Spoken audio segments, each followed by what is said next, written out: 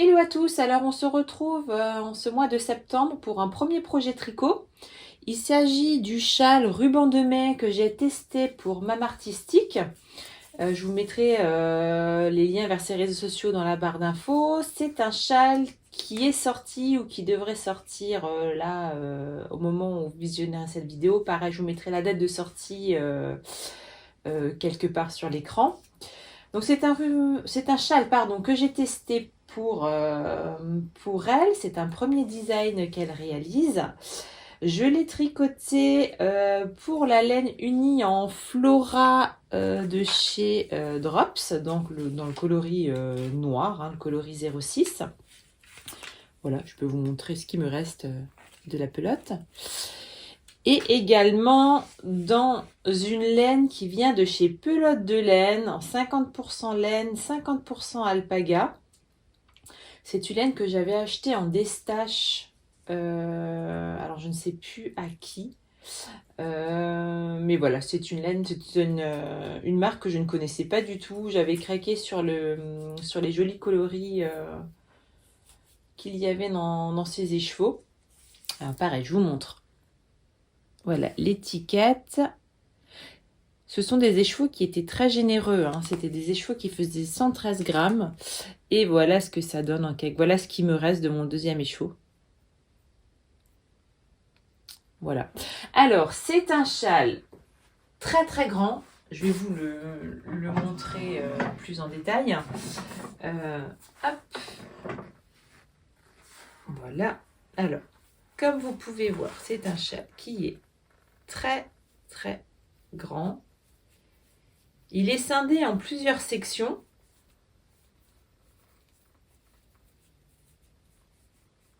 Voilà, je vous ai mis tous les détails des quantités de laine utilisées sur ma page Ravelry. Donc si jamais vous voulez utiliser des restes de laine, n'hésitez pas à les regarder sur ma fiche projet. Donc moi j'aime beaucoup le point qu'on retrouve là dans la laine noire. Hein. On dirait un motif canage. Je trouve ça très très joli. La dentelle n'est pas très très compliquée. Le point dentelle n'est pas très compliqué à retenir. Voilà, je vous le montre sur moi. Comme ça, vous pouvez voir ce que ça donne. Hop.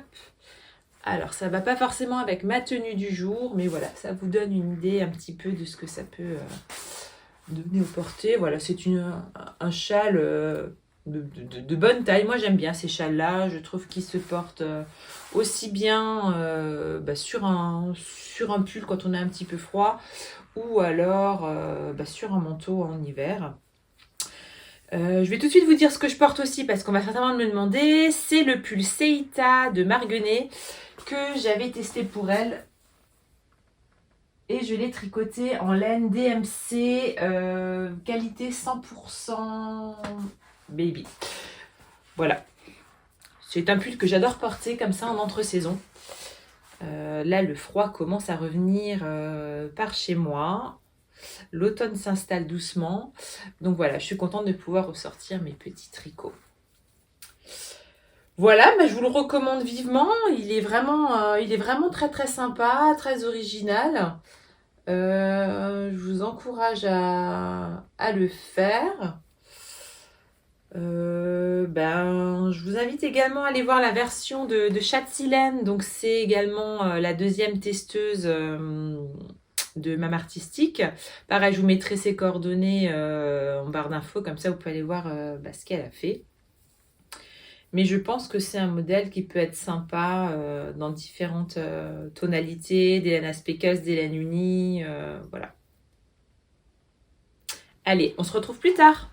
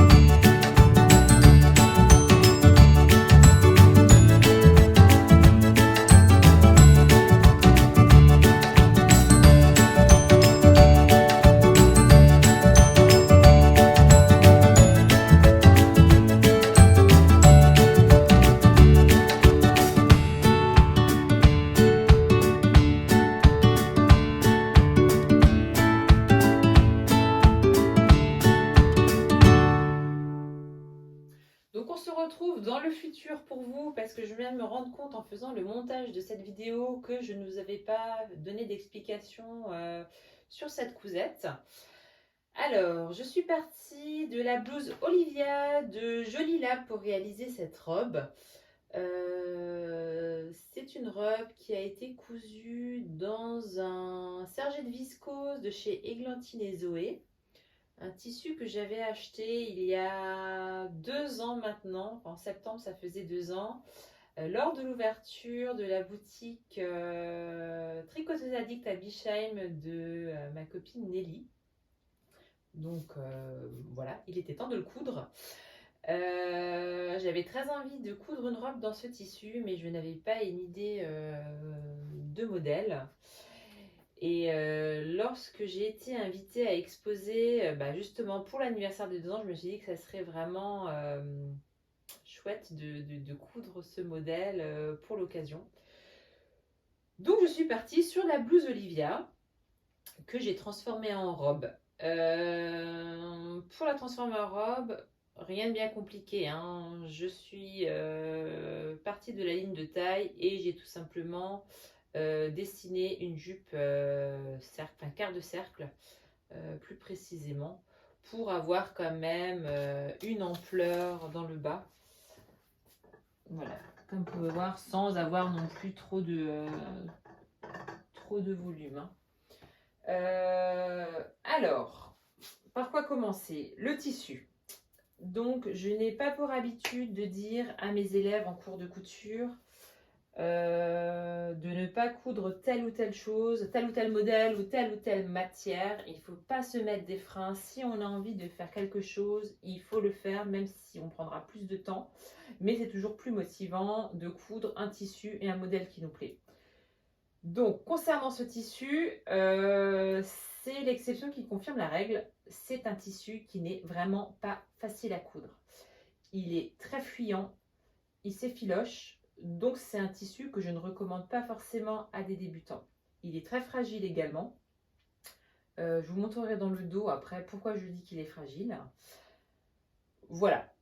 Par contre, c'est un très beau tissu, il est très agréable à porter. Mais c'est un tissu que je ne recommande pas à des débutantes. Concernant le modèle, j'ai fait quelques petites modifications aussi, notamment au niveau des volants. J'ai pris les volants souples, mais je n'ai pas mis le double volant au niveau de la manchure. Voilà, je ne voulais pas non plus rajouter trop de froufrou. Le bas de manche est froncé, donc c'est des manches que j'ai rallongées de mémoire, je crois, de 12 cm. Je fais une stature de 1m73 et je voulais quand même un effet blousant. Voilà, et ensuite je suis venue coudre un élastique à 4 cm et demi du bord. Ah, tiens, vous voyez, quand je dis qu'il est très fragile, il y a des fils qui sortent. Voilà, donc vous pouvez le voir, c'est une robe que j'ai portée une seule fois. Voilà, donc vous voyez le tissu qui bouloche sous les bras. Donc ça, je suis un petit peu déçue quand même. Surtout vu le prix du tissu, d'avoir un résultat comme ça au bout d'une journée à le porter. Et ensuite, je sais pas si vous allez le voir au niveau du dos, donc au niveau de la carrure, là où potentiellement il peut y avoir un petit peu de tension hein, quand on bouge voilà, dans ses vêtements, ça commence en fait à s'abîmer. Je vous ferai un petit zoom après si jamais je me rends compte qu'on ne voit pas grand chose. Voilà, donc c'est vraiment un tissu où je suis un petit peu restée sur ma faim. Je suis un peu dubitative quand même. C'est vraiment dommage parce qu'il est très très beau. Mais par contre, le fait qu'il bouloche comme ça sous les bras, je trouve ça vraiment très très dommage. Alors, j'ai pas eu l'occasion de coudre d'autres tissus de chez Églantine et Zoé.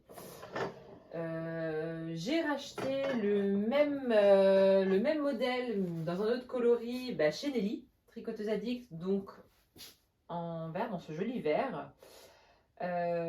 Par contre, j'avais dans l'idée de me coudre une chemise, un chemisier ou chemise, je sais pas encore, mais je pensais partir du patron Vitamine de Ibanez, que j'aime beaucoup coudre, qui est un peu plus loose au niveau de la carrure. Mais je sais pas, faut que je réfléchisse. Je trouve ça vraiment dommage quand même, parce qu'il est vraiment très très beau.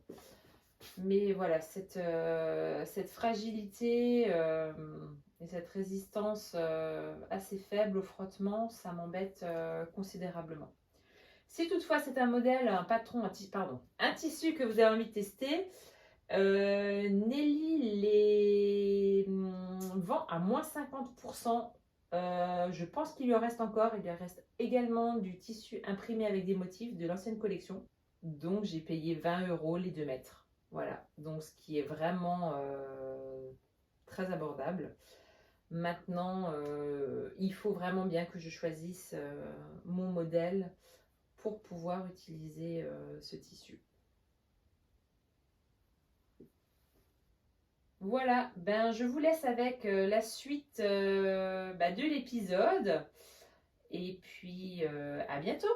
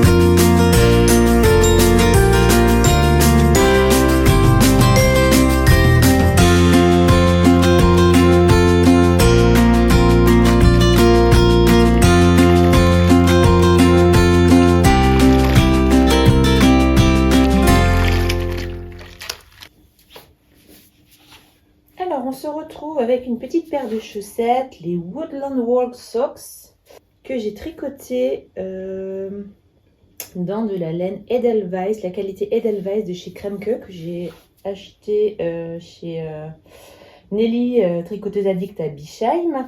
Et pour le coloris gris, il s'agit de la Flora de Drops que j'avais, pas la Flora, la Fabelle de Drops, pardon, que j'avais en stock. Voilà. Alors, j'ai modifié un petit peu la construction.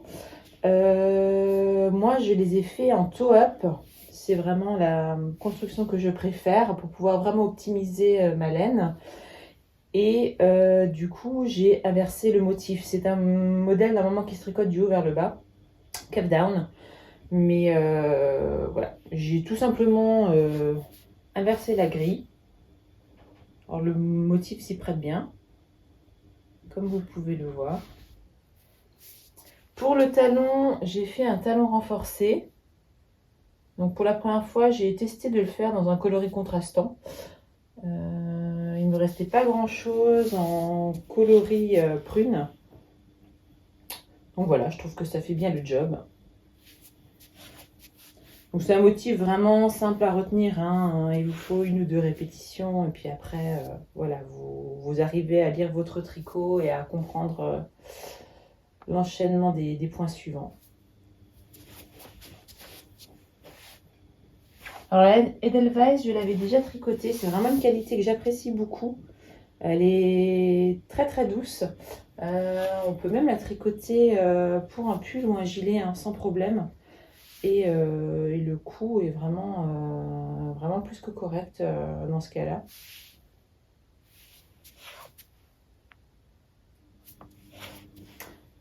Je sais pas si vous voyez bien le motif. Voilà, bah écoutez, on se retrouve plus tard.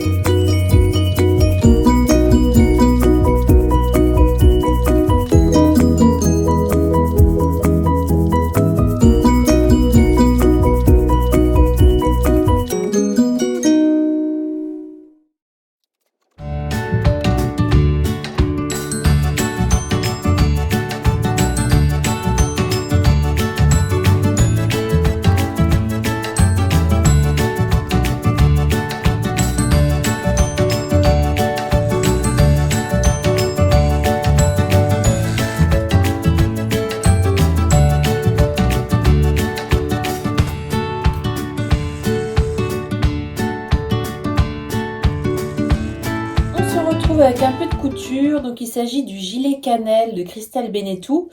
C'est un petit gilet souple et confortable qu'on coud en maille. C'est un modèle qui est conçu pour être cousu à la surjeteuse, car les valeurs de couture sont comprises et sont de 0,7 cm. Alors, il y a deux possibilités de finition. Donc, une finition ourlée, donc un ourlet bas de manche et un ourlet bas de corps, donc la finition que j'ai choisie.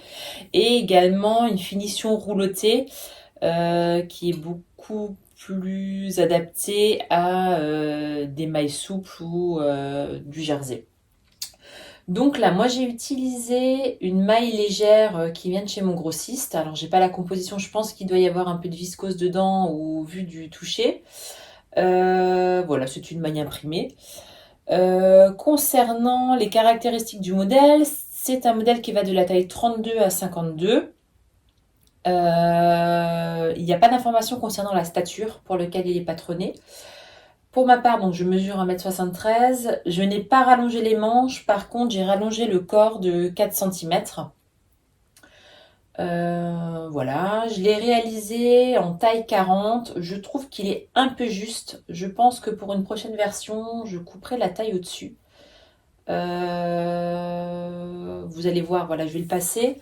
Mais il me va, mais je suis pas... Voilà, je préférais qu'il soit un petit peu plus large pour pouvoir mettre des blouses en dessous.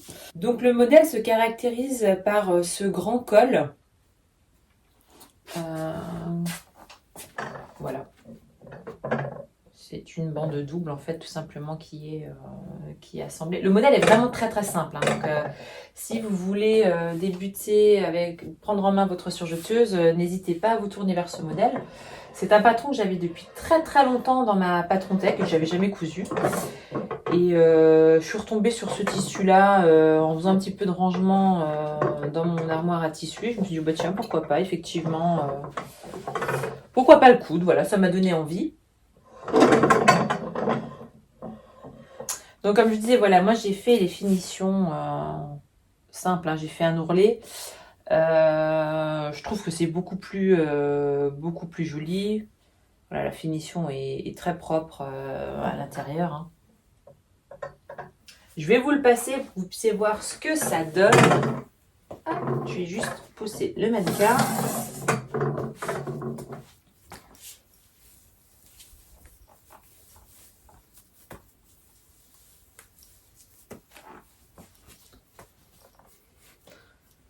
Voilà.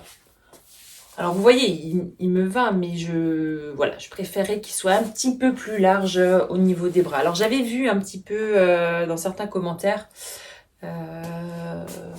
c'est un élément qui avait été remonté, que c'était un petit peu juste au niveau du bras, mais je me suis dit bon allez, on va faire la taille 40, on verra bien ce que ça va donner.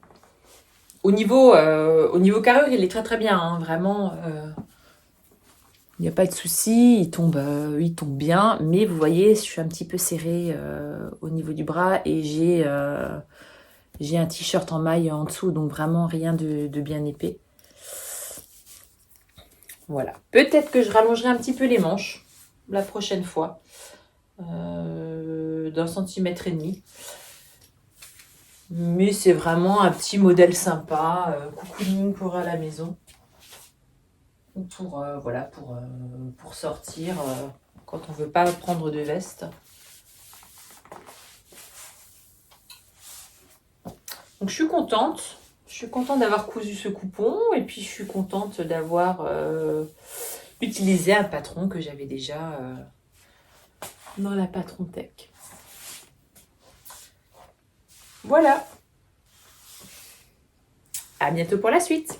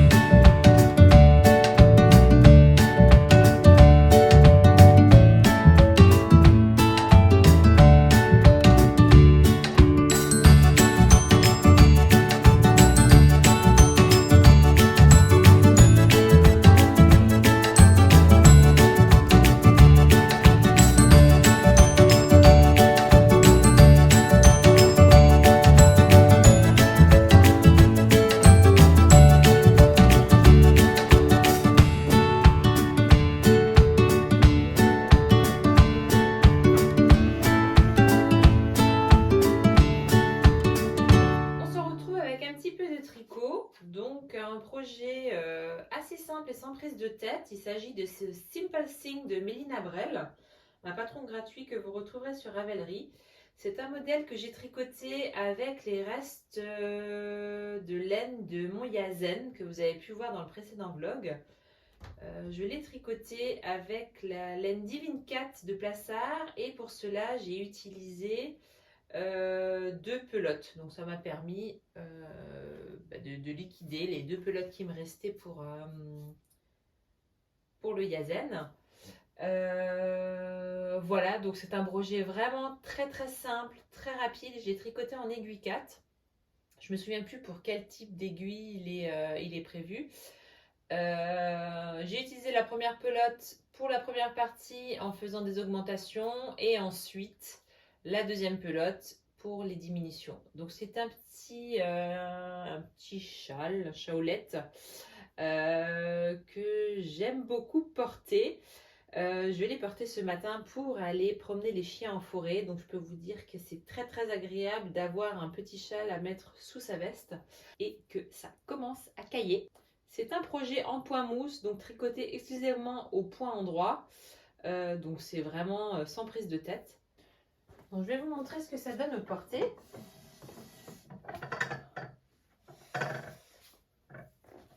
Donc voilà. Déjà le modèle.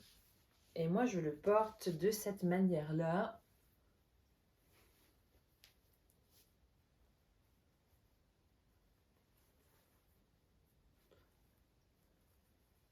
Alors j'ai pas de miroir, je me regarde dans le reflet de la porte vitrée. Hop, pour voir un petit peu. Donc vous voyez, la taille, elle est vraiment très bien. Elle est suffisante pour un petit tour de cou. Il tient bien chaud. Alors du fait qu'ils sont en déca, effectivement, je pense que c'est un avantage. Mais c'est vraiment un modèle très agréable à coudre. Pardon, pas à coudre, à tricoter. Désolée. Et puis agréable à porter. Il n'est pas très grand comme je vous disais. Hop. Oui, le devant. Voilà. Donc on a toute une série d'augmentations et ensuite on part en diminution. Mais il peut très facilement se glisser dans un sac aussi. Voilà, comme petit tour de coude à point. Des fois c'est vrai que quand on a froid dans la nuque, on a froid partout. Donc je pense que c'est un projet qui sera remis sur mes aiguilles assez rapidement. Vous voyez, il n'y a pas vraiment de sens pour le porter. Donc c'est un modèle complètement gratuit que vous allez retrouver sur Ravelry. Je vous mettrai le lien en barre d'infos. Vous allez pouvoir trouver des modèles similaires à un payant ou gratuit sur Ravelry ou ailleurs. Moi, je suis tombée sur ce modèle-là, en fait, tout simplement en faisant quelques recherches de modèles sur Ravelry. Et puis, du coup, ça m'a fait tilt que j'avais ces 2 pelotes à utiliser. Donc, un bon projet pour vider son stash et les pelotes isolées. Et surtout, des petits projets utiles. Et pourquoi pas, effectivement, en faire des cadeaux rapides et efficaces. Et puis, sympa pour les fêtes de fin d'année ou autres. Voilà, à bientôt!